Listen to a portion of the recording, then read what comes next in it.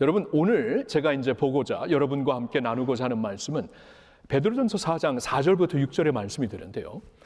사실 4장을 시작하면서 시작하신 말씀의 같은 맥락입니다. 그러니까 지난주에 보았던 1절과 3절에서 이미 말씀하시고 있는 그 메시지를 계속해서 우리에게 주시고 있는 것입니다.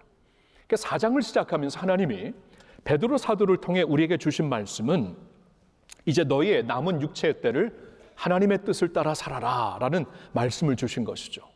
왜냐하면 그 전에는 우리가 그렇게 살지 않았습니다. 3절에 나와 있듯이 음란과 정욕과 술 취함과 방탕과 향락과 무법한 우상 숭배를 하면서 세상의 이방인들과 똑같이 살았어요. 그런 것들은 이제 지나간 것들로 족하다. 이제는 남은 인생을 하나님께 온전히 드리면서 살라는 말씀을 우리에게 주신 것이죠.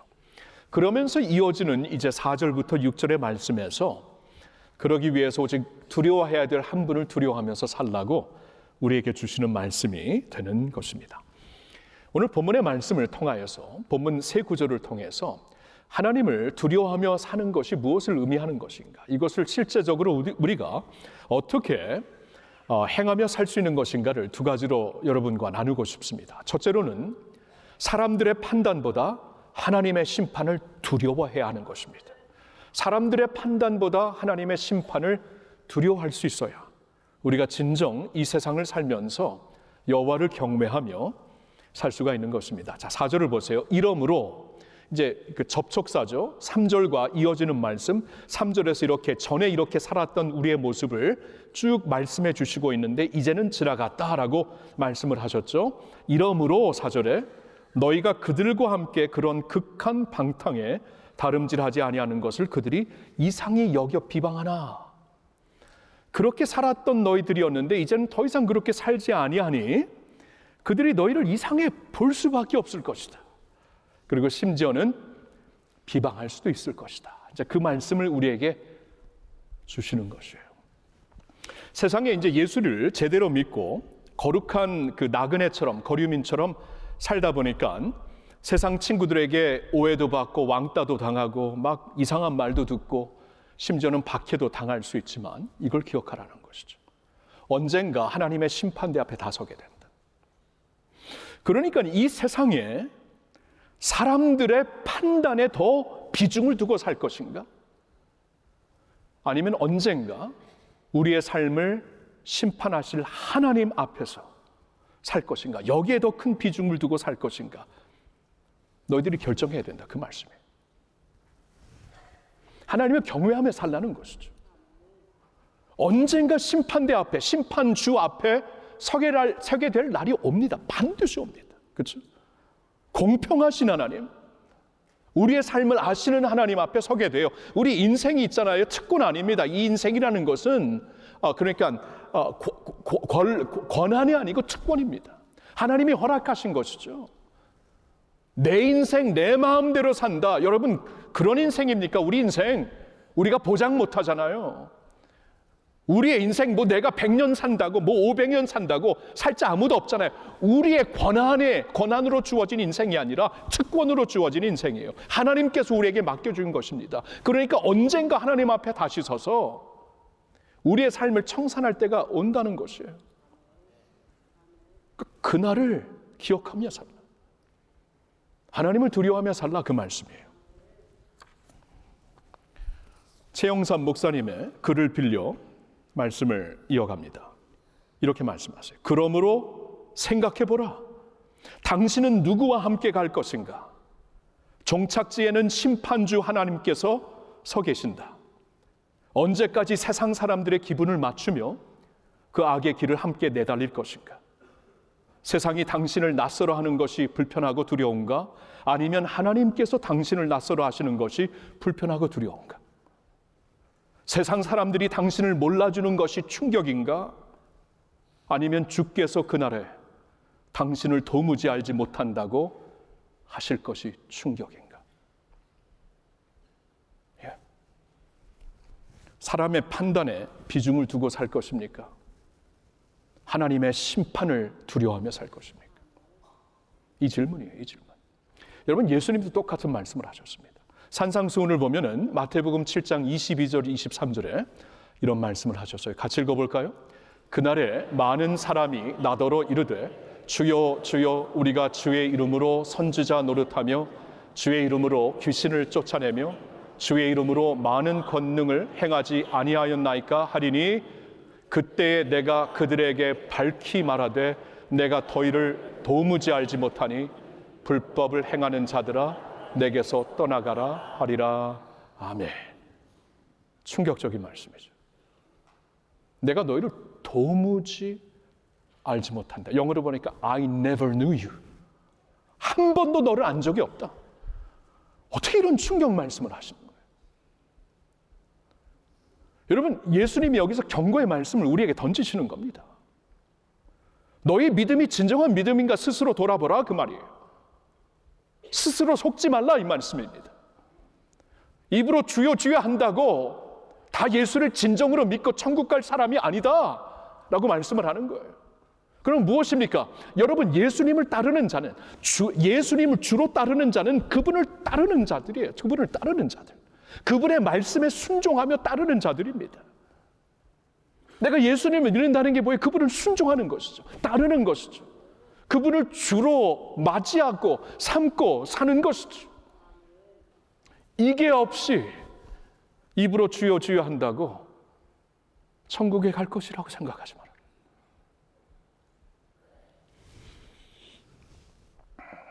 저는 베드로전서를 보면 볼수록 한 가지 확실한 메시지를 보는 것 같아요.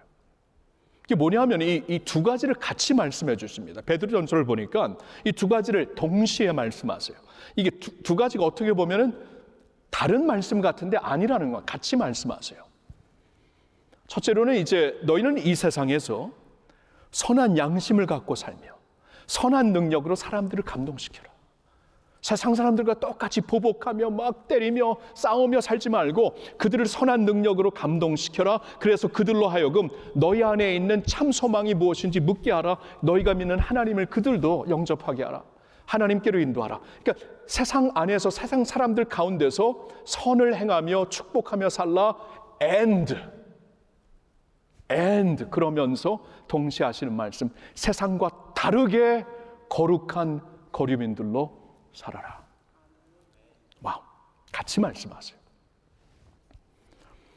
세상 안에 들어가 그들의 삶에 정말 축복이 되고 선한 양심으로 그들을 주님께로 이끌 수 있는 하나님의 선한 사람들로 살아라.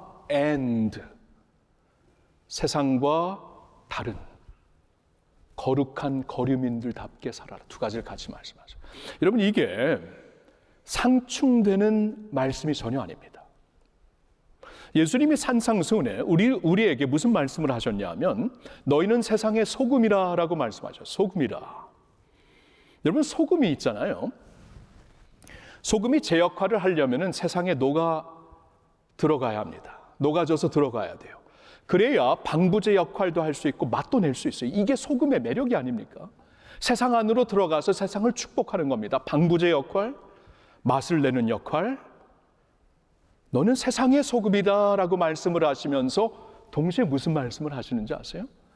그러니 소금이 짠맛을 잃으면 무엇이 유익하리요? 세상 안으로 들어가 방부제 역할도 하고 맛을 내는 역할도 하기 위해서는 짠맛을 잃어서는 안 된다. 세상과 달라야 된다. 짠맛을 잃으면 무슨 의미가 있겠니? 같이 말씀을 하시는 거예요. 여러분 아시겠죠? 베드로전서에서는 이 두 가지를 같이 말씀하시는 겁니다. 세상 안으로 들어가라. 그래서 그곳에서 아름다운 선한 시민의 양심을 가지고 예수 그리스도의 선한 능력으로 살아라. 그리고 그곳에서 예수님을 따르는 거룩한 산채물로 세상을 본받지 않는 거룩한 거류민으로 살아라 라고 말씀을 하시는 거예요. 여러분, 이게 있어야 돼요. 오늘 강조하시는 말씀이 그것이에요. 짠맛을 내라고. 이걸 잃으면 소금이 이름으로만 겉으로만 소금이지 진짜 소금의 역할을 못한다 그 말이에요. 그 짠맛을 잊지 아니하려면 어떻게 살아야 됩니까? 세상과 다르게 살아야 되죠. 하나님을 두려워하라는 것이에요. 사람들의 판단보다 하나님의 심판을 두려워하시기를 예수님의 이름으로 축원합니다. 두 번째로 드리고 싶은 말씀이에요. 권면의 말씀은 영원한 관점에서 인생을 돌아보라라는 것이에요. 우리가 있잖아요. 영원한 관점에서 인생을 돌아보지 아니하면 너무나 쉽게 인생 낭비하며 삽니다. 왜냐하면 이 세상이 다이니까. 근데 영원한 관점에서 인생을 돌아보면은 모든 것이 다르게 보여요. 오늘 특별히 이제 몇 가지 굉장히 여기 베드로전서에서 특별히 주시는 말씀이 있는데 먼저 한번 5절을 다시 한번 상고해 보겠습니다. 5절을 보면은 그들이 산자와 죽은 자를 심판하기로 예비하신 이에게 사실대로 고하게 되리라. 이제 그날이 오겠다. 이제 이 말씀이죠. 근데 여기서 산자와 죽은 자를 심판하는 자라고 말씀하는 것을 한번 좀 주목해 보세요. 여러분 사실 이 말씀은 산자들에게 주시는 거예요. 살아있는 자들에게. 살아있는 자들이 이제 2000년 전 이 베드로전서의 말씀을 받았던 성도들이나 오늘 우리들도 살아있는 자들에게 주시는 말씀이죠. 살아있는 자들에게 이제 하나님의 심판을 항상 기억하면서 두려워하면서 경외하면서 살아라. 살아있는 자들에게 주시는 말씀의 의미가 되는 것이죠. 그렇죠? 뭐 죽어있는 자들 이미 죽었는데 그들에게 뭐 두려워하라 그게 아니죠. 근데 여기서 왜 하나님은 구태여 산자와 죽은 자를 심판하시는 주다라고 말씀을 하시는 것일까요? 여러분 이렇게 한번 생각해 보세요. 여러분 우리가 그때나 오늘이나 우리가 이제 이 세상을 살면서 모순이 보이지 않습니까? 세상에서 막 악하게 사는 사람들 잘 살고 있어요. 세상에서 뭐 하나님도 인정하지 않고 교회도 막 비방하고 성도들을 박해하고 정말 못되게 사는 사람들이 화롭게 살다가 평안히 죽음을 맞이하는 사람들 적지 않습니다. 그러면 우리 산자들, 믿는 자들의 입장에서는 야 이거 좀 시험에 받지 않을까요? 충분히 그럴 수가 있습니다. 충분히 그럴 수가 있어요. 그래서 성경을 보면은 시편 기자 중에 아삽이라는 분이 있는데 아삽이 이 시험 때문에 너무나 괴로워서 막 거의 실족되었다가 나중에 이제 하나님 앞에서 해답을 받고 서게 된 시편의 내용이 있습니다. 73편의 내용인데 잠시 한번 보겠어요. 1절과 2절을 한번 우리 같이 읽어보겠습니다. 하나님이 참으로 이스라엘 중 마음이 정결한 자에게 선을 행하시나 나는 거의 넘어질 뻔하였고 나의 걸음이 미끄러질 뻔하였으니. 그러니까 하나님이 선하신 분이고 참되신 분이고 신실하신 분이고 이걸 안다라는 거예요. 그리고 이 시편 마지막 부분은 그렇게 끝날 것입니다. 근데 지금 여기서 이 시편 기자가 기록하는 것은 이거예요. 그런 하나님을 믿고 있는데 나에게는 이런 이슈 때문에 내가 정말 실족하고 넘어질 뻔하였다. 나의 걸음이 미끄러질 뻔하였다라고 고백을 하고 있는 것이에요. 무슨 이유입니까? 3절부터 5절에 설명이 되고 있습니다. 같이 읽어볼게요. 이는 내가 악인의 형통함을 보고 오만한 자를 질투하였음이로다. 그들은 죽을 때에도 고통이 없고 그 힘이 강건하며 사람들이 당하는 고난이 그들에게는 없고 사람들이 당하는 재앙도 그들에게는 없나니. 이것 때문에 시험을 받은 거예요. 하나님이 이 세상에서 막 악하게 사는 사람들, 오만하게 사는 사람들 어떻게 저렇게 잘 삽니까? 어떻게 저렇게 강건하게 살다가 강건한 모습으로 죽습니까? 이거 공평하지 않습니다. 불공정한 것입니다. 이 사람들이 당하는 고난이 그들에게는 없고 우리들에겐 고난이 있는데 사람들이 당하는 재앙 우리들에게는 있는데 그들에게 없는 건 이게 무슨 말입니까? 시험을 받았다라는 거예요. 충분히 받을 수 있겠죠? 자, 그런데 이제 이 말씀을 쭉 보면은 해답을 어느 순간에 얻게 됩니다. 16절, 17절을 우리 한번 같이 보겠습니다. 내가 어쩌면 이를 알까 하여 생각한즉 그것이 내게 심한 고통이 되었더니 하나님의 성소에 들어갈 때에야 그들의 종말을 내가 깨달았나이다. 자, 이거예요. 이것을 막 생각하는 가운데 마음이 너무 괴롭고 머리가 막 뽀개질 것 같고 너무나 이해가 안 되는데 어느 날 성소에 들어가서 뭐 예배를 드렸겠죠. 기도를 했겠죠. 묵상을 하는 가운데 하나님의 감동을 받아 깨닫게 된 것이 있습니다. 그들의 종말을 내가 깨달았다. 종말을. 세상이 다가 아니구나. 세상이 다라고 보면은 이거 진짜 불공정하죠. 세상이 다라고 보면 이거 너무나 불공평합니다. 근데 세상이 다가 아니라는 거예요. 인생이 끝나면은 반드시 심판주 앞에 서게 된다. 그들의 종말을 내가 깨닫게 되었다. 영원한 관점에서 인생을 보니까 평소에 생기는 이 막 이렇게 시험거리가 해결이 돼요. 그들의 종말을 보게 되었다. 나의 종말, 우리의 종말과 다르구나. 여러분 이 시편 73편 마지막 부분을 보면은 그가 이제 아삽이 하나님께 찬양을 드리는데 내가 이 세상에 살면서 나의 진정한 소망 누구입니까? 하나님뿐입니다.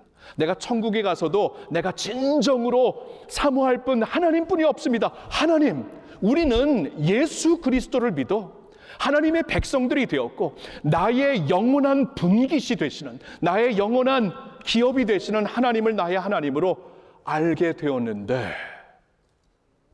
저들은 그런 게 없구나. 저들은 하나님을 모르는구나. 하나님의 영원한 분깃이 없구나. 하나님의 심판대 앞에 서게 될 것이구나. 그때 하나님의 심판을 받게 될 것이구나.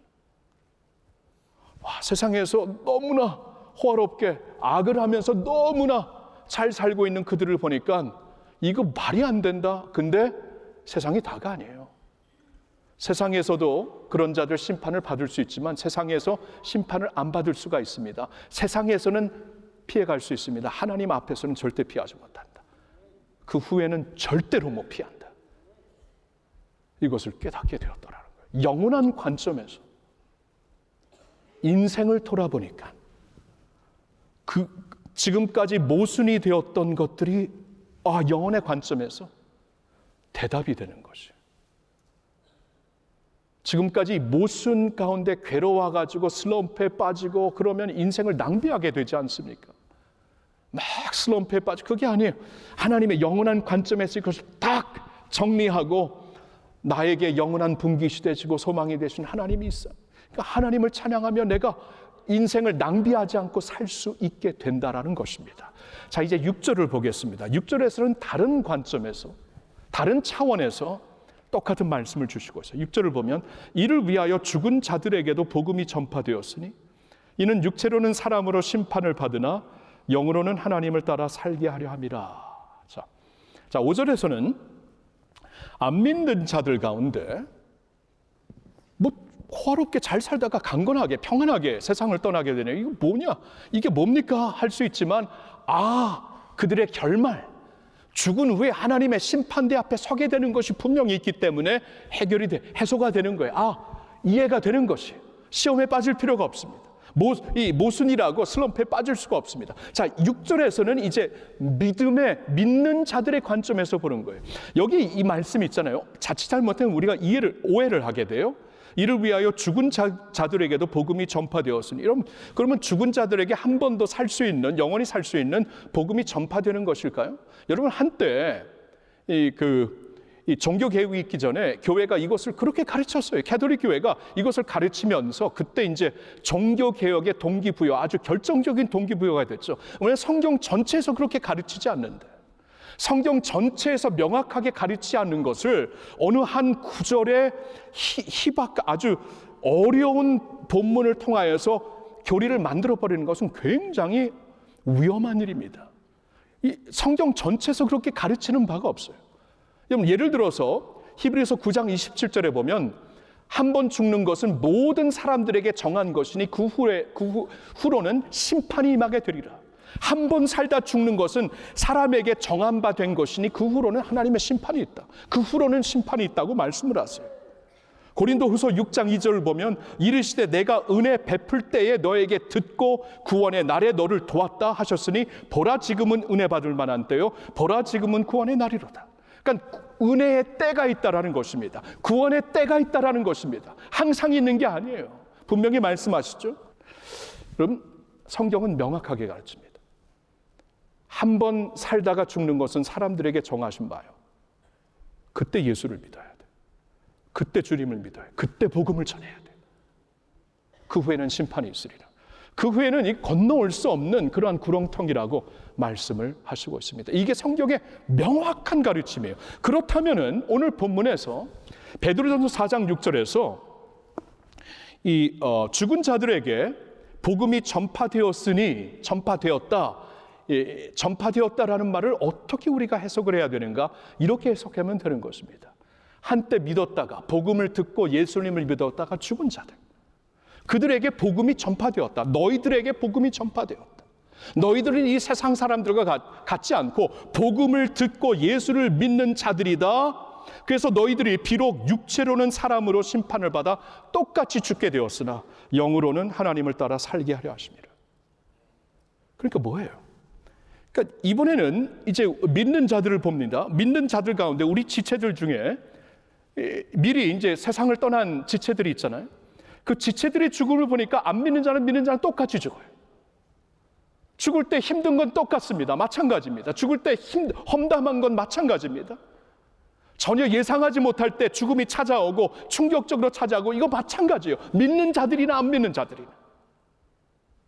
그런데 영원한 관점에서 보니까 완전히 달라요. 완전히 달라요. 육체로는 죽은 것 맞지만 한 번 살다가 죽은 것이 사람들에게 정한 것이라고 말씀을 하지만 그 후에 영혼은 다르다. 믿는 자들은 영혼이 하나님께 가 있는 것이다. 영원히 살고 있는 것이다 라고 말씀을 하는 것이 완전히 다르지 않습니까? 영원한 관점에서 보니까 예수 안에서 죽는 것과 예수 밖에서 죽는 것이 이렇게 다른 것이구나. 예수님이 뭐라고 말씀하십니까? 나는 부활이요 생명이니 나를 믿는 자는 죽어도 살겠고 무릇 살아서 나를 믿는 자는 영원히 죽지 아니하리라. 아멘입니다. 예수님이 분명히 말씀을 하셨어요. 그리고 요한일서 5장 12절에 이런 말씀이 있습니다. 같이 읽어보겠습니다. 다 같이. 아들이 있는 자에게는 생명이 있고 하나님의 아들이 없는 자에게는 생명이 없느니라. 진리는 심플합니다.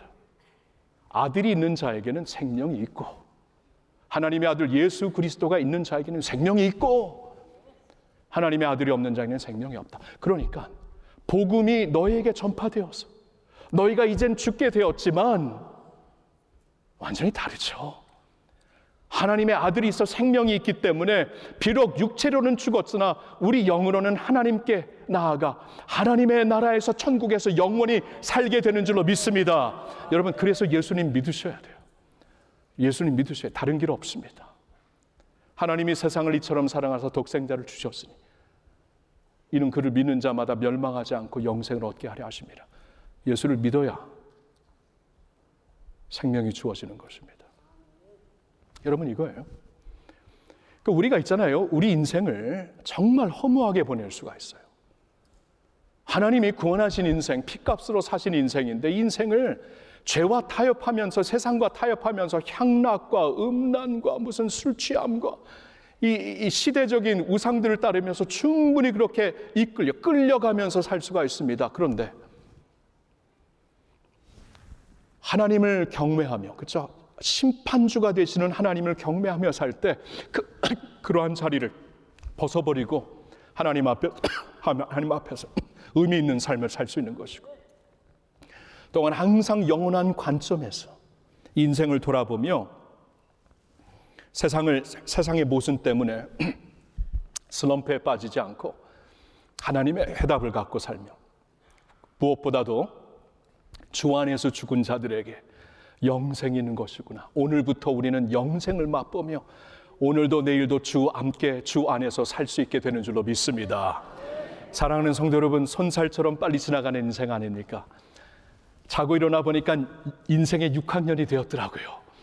자고 일어나 보니까 할아버지가 되었더라고요.